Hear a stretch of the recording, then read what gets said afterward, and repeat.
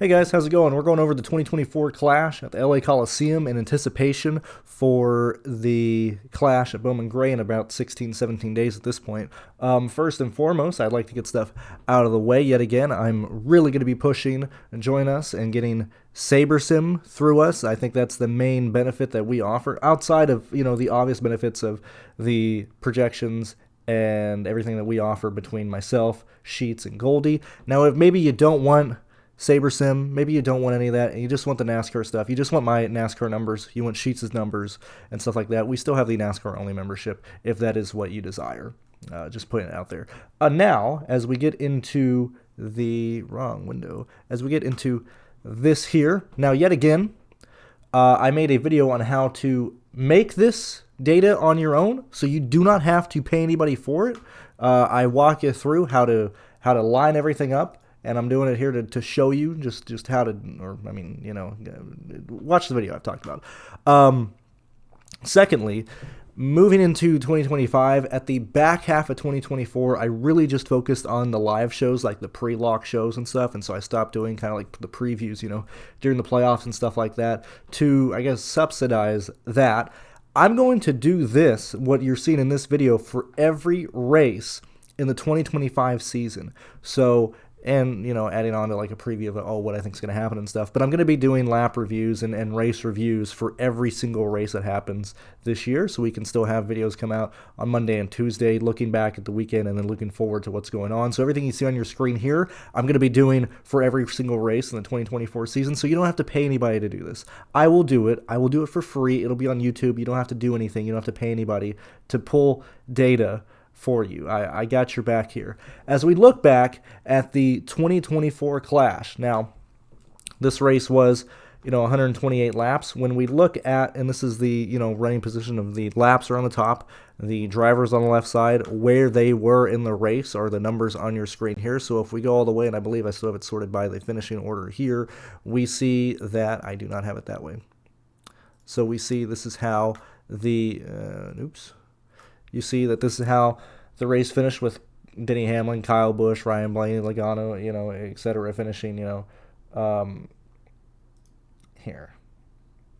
Kind of going more in depth on what the, what we're learning from the racing reference sheet, or what you can view here, and stuff like that, just so it makes sense as we look through the starting positions and everything like that. Blah blah blah. So, a bit of a refresher. As we enter the Bowman Gray Stadium, we're going to have the 4 heat races this year. At the moment, I have not found anything to determine the amount of cars that we will see in this race. I'm going to assume that it's probably going to be similar to this, if not a bit smaller, since it's at Bowman Gray. I know the modified race at Bowman Gray before this race, or before the Clash, will be 20 modifieds, and so I'm anticipating we're going to see probably 20 to 21 drivers in the Clash race.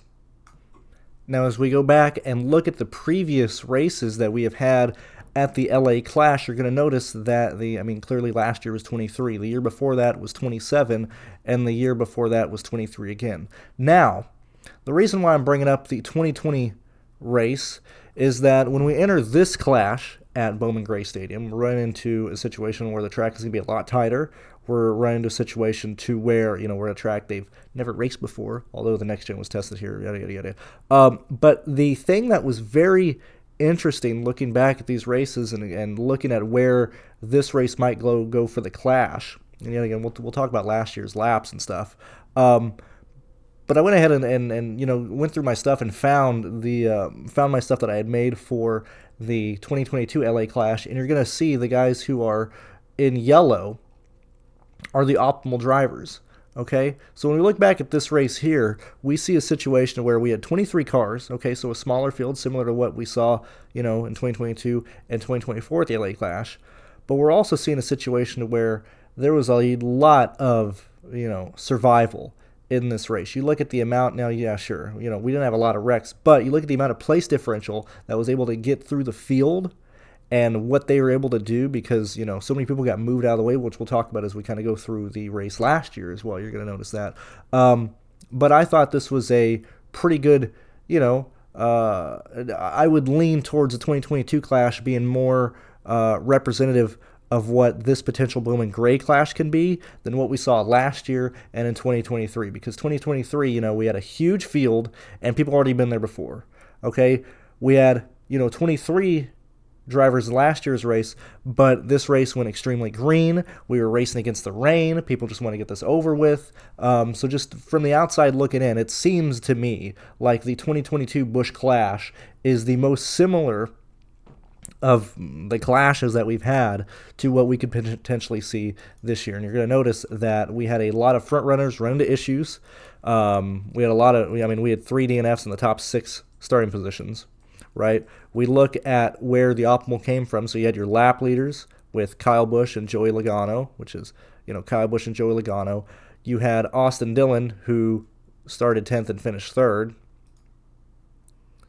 Started 10th and finished 3rd. And then you have just place differential coming through between Eric Jones, Kevin Harvick, and AJ Allmendinger. You also see the amount of, gains that a lot of these people had. And so when you're looking at when I talk about all this stuff, I'm looking at it from a sense of what I need to do when I'm doing projections, like just my mental notes and stuff. But like you look at the back of the field, in 2022 we had and I apologize. This sheet was made like January 25th, 2023. So this is an old sheet. But you look at Truex Jr. gaining 8 positions. You have AJ gaining 12. You have Harrison Burton gaining 10. Bubba Smollett only gaining 2. We have Harvick at 9. But for the most part, outside of if you actually DNF'd, you're pretty much gaining positions, and the major jumps are coming at the end of whatever lane, or coming at the end of the race, and whatever lane is actually stacking up and causing issues and stuff. So I just want to throw it out there that I think this optimal is probably having a good chance of being recreated at the Clash this year and stuff like that, and similar to this race. But looking back at last year, okay, yet again, you might be asking yourself, if we're talking about 2022, why are we looking at 2024? Which, understandable. So let's go ahead and look at the lap by laps for the 2022 race.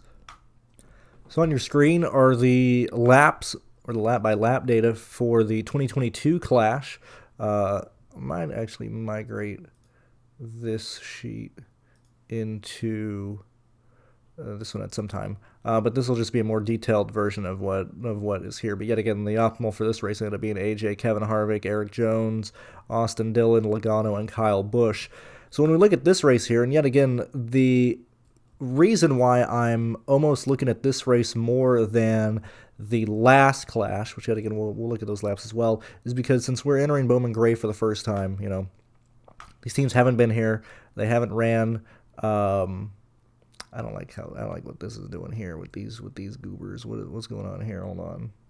All right, sorry about that. As we look at the end of this race, or hey, this is it. We see that Logano and Kyle Busch led the whole race. We see Dylan Jones, Larson, Byron. This is your finishing order. Anyway, the reason why I'm using this race more than, or why I would lean attention towards this, and I know I've repeated it like 7 times. I've had to pause a lot. Sorry.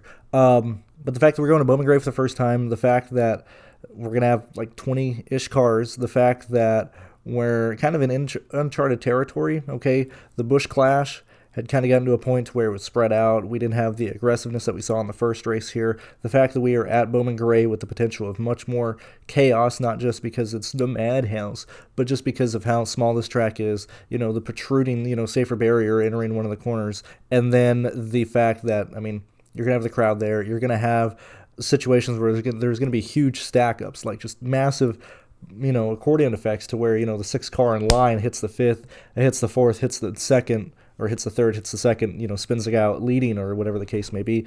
And we saw that happen a lot in this race here, and you look at the amount of mechanical failures we had. Now, I don't know if that'll happen as much at Bowman Gray as we saw in this race. In this race, we had Denny Hamlin have a steering pump issue. We then had Briscoe and Reddick both break things.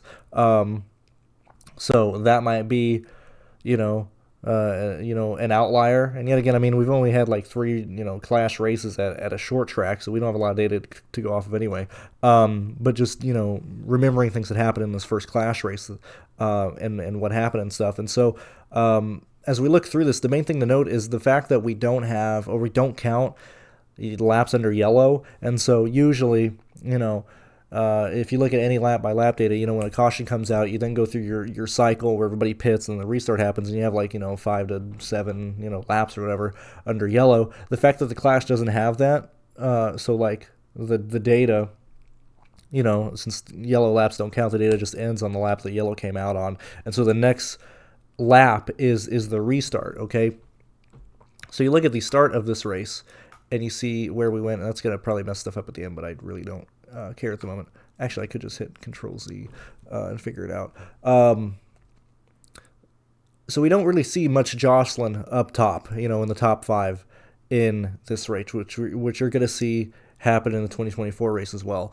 But we don't see a lot of change happening up here. A lot of the change you're seeing is happening right in the middle of the pack. Okay, the cars running last can't really do anything. You're last. You're tied up. You can't make any movements. If you're up front, yeah, sure. The leader, depend on what lane you start in. I mean, as you see, we're side by side. For really the first 4 laps between Kyle Busch and Reddick before Reddick squeaks by and passes Kyle. But we're seeing that people are getting moved out of the way. Right off the bat, we see, literally mid-pack, Stenhouse, is falling back, has nowhere to go, gets pushed out, and is now 21st. We see, and really I think he's the first big jostle here. You see Hamlin starting his power steering issues and just falls to the back and can't really do anything. And then we have our first yellow here, which is where a lot of people actually end up retiring. And so once people got moved out of the way, and you look back at this race, and yeah, sure, it's a small group of cars, but once they, you kind of bump your way through, then it's just a single file trail. That's why we don't see, a lot of changes between, these positions. There's really not any change in here. Oh wow, slight position here between Briscoe and Byron, but Briscoe's having issues, and he's about to retire from the race up here, under this yellow and stuff. Actually, he's gaining positions. We can continue on. Yellow comes out. This is for, I forgot if the yellow came out because Denny Hamlin was slow, or if they saw multiple people slow. But we have the yellow come out. Under this yellow, we have several people retire. So Reddick, Briscoe, and Hamlin both have their races end, during this first yellow. We have 3 retirees right off the bat. Okay, we go back green, and yet again up top, we're not seeing a lot of changes. Everybody's kind of just around the line. It's just Kyle Busch now. We lost Reddick, and then Kyle Busch defected to the fastest car at this point in the race. And really, the only bump that happens here is Austin Dillon gets moved from 9th back to 11th, but he quickly falls back in line. Yet again, we're not seeing drastic changes. So we look at the a dissection of this race, and yet again, we're a third of the race through here. We're not seeing huge jumps in place differential over the course of the first 50 laps. Not a lot of things happen that really gave that to people. Now, granted, right off the bat, we have 3 guys DNF, so that automatically pushes everybody up 3 positions, but still, for the most part, we're not getting that kind of chaos at this point in the race. Now, on lap 66, 65, we end up having, I don't remember if it was Elliott. Let me take a gander really fast. Yeah, it was Elliott. Elliott gets spun. He's in 16th. I want to note also at this point, because of how fast people are at, you look at Elliott getting spun and falling to 16th. We do have people laps down at this point. If we just kind of skip ahead really fast, and you're going to notice that we have a lot of people a lap down that we're still running at the end of the race. So just because, if you're so slow, and we have, we come out of the yellow where people retire, the leader runs somebody down, they lap them, that's something we're probably going to see in the Bowman Gray race, is that a lot of people are probably going to go a lap down, especially if you're just not the lead pack and you're being, checked up due to all this braking and stuff. Yet again, looking at this first race, or in 2020, my bad, we are at the wrong race. 2022, we end up having, 14 guys finish on the lead lap. This last year, where it went green for the most part, which we'll get there in a second, we end up having, only 11 people on the lead lap. And so we're probably going to have a situation where it's probably going to be 15 to 10 people on the lead lap at the end of this race. Anyway, continuing on in 2022, we see that yet again nothing is really happening outside of Chase Elliott getting spun. We have the halfway break at lap 75. Now, unlike last year, we don't have a wreck right off the bat. We go green a significant time, and yet again, what is changing? We're not seeing any change. Oh yeah, Ryan Preece in the 51 car brings it into brings it in and retires at this point. But we are not seeing really any changes between where we started, which at this point we can go back here and kind of look at what the starting grid is looking like at the halfway break. And so we look at the halfway break, and really outside of the retirees of Reddick, Briscoe, Hamlin, and Preece, when we're entering after the second half, if you start up front, you have a really good chance of being up front. Suarez got moved out of the way, sure, whatever. But for the most part, if you started in the top 10, now yet again, we lost 2 people up here, but the fast guys that you would expect, like, hey, no surprise that Stenhouse got moved out of the way.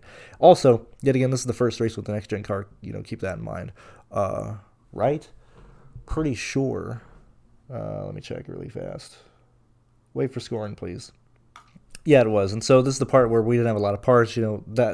That's kind of why I leaned it. We're not going to have a lot of retirees from Bowman Gray, but I would not be shocked to see the amount of DNFs that we saw due to people breaking shit, just because we all know this car's made out of styrofoam. But this was due to parts failures and first race, and not a lot of teams having backup cars. Like, realistically, they just want to tear cars up and stuff. Anyway, we continue on, and we look through, and we see, really, outside of Suarez and Stenhouse, if you were a good car in your heat races and through practice, and just a good car in general, Joe Gibbs, Penske, Hendrick, you're probably going to be faring pretty well. Now, if you're slow, you'll probably be running last, okay? Now, Truex Jr. started last in this race, and really outside of the people retiring, he's still running pretty much close to last right now. Anyway, let's continue onward and get back to how this race is going. So continue on, we go a super, super long run. Everybody's kind of filed into where they need to be. We have a bump between, Allmendinger and Harvick. Harvick moves AJ up the track. AJ loses 3 positions, but that's really the only change that happens here. Past that, we have Elliott making positions and so on and so forth and stuff like that. We see Ryan Blaney also get moved out of the way. Something happens with Blaney here, moving from 7th to 10th. And actually, he's just slow on the track. This is actually bringing out the yellow flag, because I believe he stops. He doesn't retire at this point. We do have back-to-back yellows here in this one on 115. Technically 115 to 117. So the yellow comes out for Ryan Blaney. We re-rack him and restack him, and they end up wrecking on the restart here with, this is when Larson, takes out Justin Haley in the 31 machine and, destroys, the right front, and really shows people, oh, man, this next-gen car kind of made out of styrofoam. Oops, all styrofoam. As we continue past that, as I said, the fast guys who started up front, for the most part, have not really faltered. It is the middle of the field that is changing and getting moved around and stuff. And yet again, we come to the end, and we run this thing green to the end from lap 116 to 150. And so that's where you needed your 2 lap leaders. Austin Dillon gets in through finishing 3rd, and then you have Jones, Harvick, and AJ Allmendinger with Truex, not being a bad play, carrying a lot of chalk, and just didn't get up there because he was slow, and he ended up going a lap down. But it was your 2 lap leaders, whoever kind of squeaks his way in based on salary. Once you get your 2 lap leaders and you're paying up for all the place differential, that's where Austin Dillon comes in at. And I think that this Bowman Gray race is going to be very similar. Now, you compare that to what happened in last year's event, and we see that, yet again, we're right around 23 cars, and I just want to make sure. Yeah, okay, I highlighted yellows. We look at where this went through, and we see, Ryan Blaney gets in on previous championship provisional. He didn't make it through the heat races. He didn't make it through last chance, so he starts last. So technically, he's a slow car, right? But we look up top, and we see, Hamlin and Logano kind of going back and forth, and Hamlin gets under Logano here right off the bat. Very similar to how this race started, in 2022 and even in 2023, which we haven't looked at those laps. But I just don't think that race is viable with 27 laps. I don't think we're really learning anything. That's too many too many variables in terms of drivers, comparing it to a race at Bowman Gray where we're probably going to have like 20. We don't need to look at a race that has 27 cars, especially when the same things are apparent of just you want the guys who are fast and then the place differential that survives. But you see Hamlin lead. You see like there's really no jostling up here, at the the top 6 guys, right? Like nothing's going on. Everybody's in line. That's kind of where we're at. It's just when we start getting into the middle of the pack, right off the bat, or right when the race starts, that's where changes are happening. Yet again, there's no yellows. Nobody's out of the race yet. So if you're in the back of the field, you're there because you're slow. Okay? We're 33 laps into this. We haven't really seen anybody gain positions.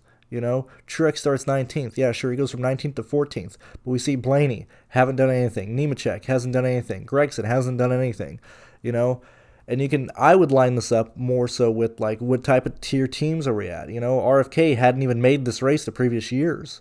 Okay, so they had like no true data coming into what this race was going to be acting like. Did we really expect, Gillen to be fast, Gregson to be fast, LaJoy, Stenhouse? Like, these are bad drivers. We don't expect them to carry speed. That's why they're starting last in this race.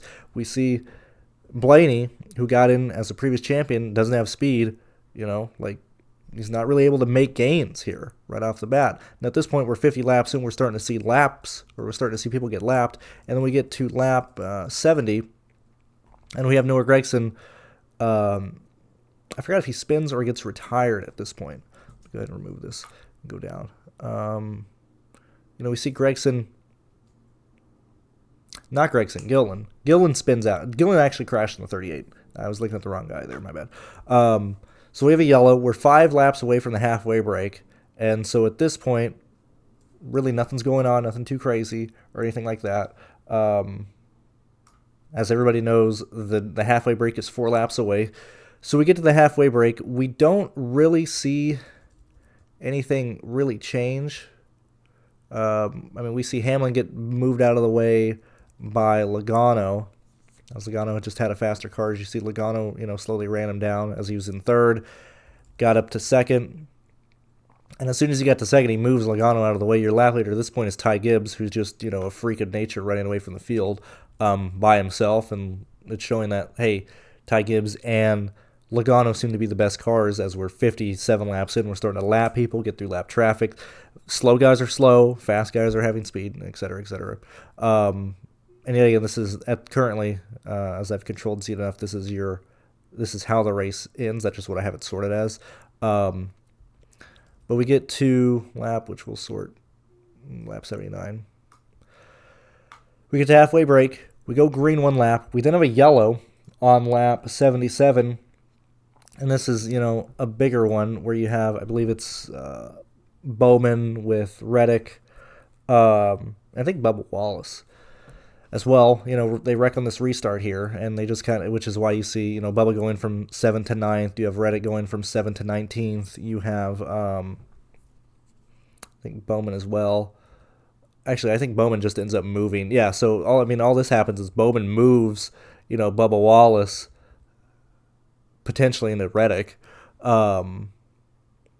Actually, I don't believe Reddick is involved in this. Anyway, it doesn't matter. This is like mid-pack, the 10th, 7th, 8th, 11th place guys, getting into issues and wrecking themselves. On the restart after that, we then have, the terrible twins back here of McDowell, Stenhouse. I believe Stenhouse, actually it's on this one. Stenhouse moves McDowell. Actually, where are we at here? Actually, McDowell keeps going. 47 and the 1 car. Oh, it's Chastain. I was like, what the heck is going on here? Hold on. Yeah, okay, yeah, I did have to go back. It was McDowell and Stenhouse side by side. Rochester gets spun from 10th and spin out. But yet again, this is the the middle of the pack, and so at this point in the race, we've survived, or looking at where we're at in the race of how things happen. Start of the race until we start getting yellows. If you're up front, you're going to be fast. Like, you're going to be up front. It's going to be very difficult unless you get completely bullied out of the way. You're not going to fall at the top 5. if you're so slow you can't do anything, you're not going to make positions. But as people wreck out and get spun, that's how you slowly, work your way up. As we continue, yet again, this is sorted by how the race finishes. We don't see a lot of changes up here at all. Actually, no, this is sorted by lap 79 at the moment. So what does it look like here? We have quite a lot of people being moved up at this point. So anyway, let's continue on with this race and see where we're going from here. So we don't see any changes happen. And if I'm not mistaken, we don't have anything change. We don't have really anything happen until we get the spin on the white flag with Bowman. Or not Bowman, with Ty Gibbs. No, it's a 140 crash with, what is this one? Oh, it's McDowell and this is the McDowell and Stenhouse again. So, and then again, middle of the pack are really the only places we're changing stuff. We are seeing guys slowly creep into the top 5, but you look here and you have McDowell and Stenhouse. Oops, getting into it again. Which is where are we at? Ross, where are we at? So we have Ross getting back at McDowell for spinning him. That brings a yellow out. And at this point, we go green again. So now let me get back here. I want to sort it by this one so we can kind of work backwards. So we go green, with 10 to go, right? Ty Gibbs has had the fastest car all day. He has phenomenal long run speed. This yellow bunches everyone back up. And it's now, Denny Hamlin and Ty Gibbs starting side by side. And we see, let me look. Oh, yeah, I forgot the choose cone exists. That's why I'm like, why are we not lining up? Exney 140, Ty Gibbs on the inside lane. Logano's on the outside. Denny Hamlin's behind him. Denny Hamlin just drives through Ty Gibbs, moves Ty Gibbs, and Joey Logano up the track. That's why we see Logano going from 2nd to 6th, and we see Ty Gibbs going from 1st to 2nd. We see it's all Joey Logano at this point, and then Ty Gibbs gets spun, literally coming to the white flag, and he goes from leading literally the entire race to finishing, 18th and being out of the race. And then really nothing happens here coming out of this race. I mean, we do have some guys moving people out of the way. But for the most part, outside of how this race ends with the 140 yellow, and I mean, this is the way the race should finish, right? Imaginary, finish or whatever, right? Before the yellow comes out and stuff. Actually, we could probably do it on this lap rather. This is how the race should end. We look at the 2022 race and we see how long it goes green to the end. They go green at 116 to the end, and we don't have a lot of stuff happening. Yet again, 14 guys in the lead lap. I believe we still have, 17 guys still running at the end of this race. We look at this year, or we look at last year, right? Or, 139 and whatever. And we see that we went green from 139 to the exit of, the halfway break. Because everybody's kind of in line of where they're at and stuff. So what I want to do here, actually, check that. All right, so what I went ahead and did and looked at, and I yet again, use this with whatever, caveats and everything going on. It's not perfect or whatever. But when we look at, 2022 and 2024, at the point, we're using the running position of 2024 right before we get this yellow to, send us into chaos of 2 restarts and going into overtime and stuff. And you look at that at this point in the race at 139 last year compared to how the 2022 race ended. You look at where people are running, and I'm not really concerned about the people. I'm just really more so wanting to look at where they are at. And so let me go ahead and swap these starting positions so it's easier for me to see.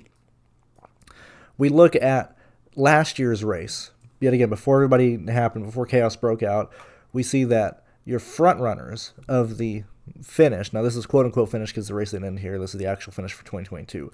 But you look at where these guys started, and you look at where these guys started and where they finished, okay? And yet again, we had a lot of DNFs from fast cars and equipment failure in 2022, but we're still seeing very similar stuff. If you started in the top 3 last year, you would have finished in the top 3. Really, if you started top 5, you're going to finish top 5.